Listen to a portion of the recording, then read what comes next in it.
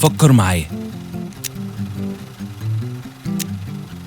وحاول تربط الحاجات دي ببعض.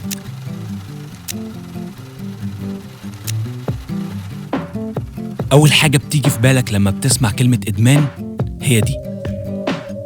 بس في الحقيقة أي حد مننا ممكن يكون مدمن، وكل شخص ممكن يكون مدمن بطريقة مختلفة.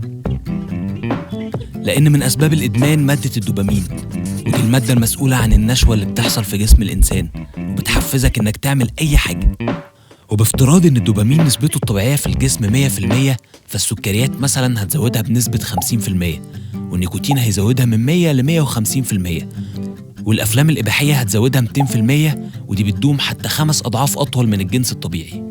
والمخدرات بتزودها بنسب من 450 ل 1350%.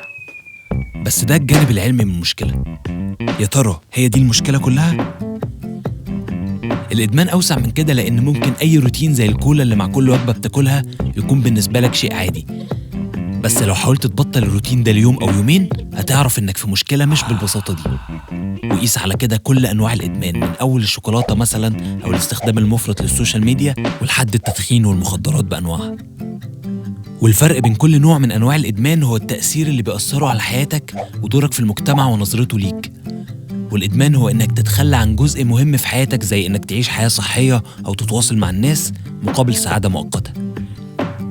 فكر تاني، عمرك جه في بالك إنك ممكن تكون مدمن؟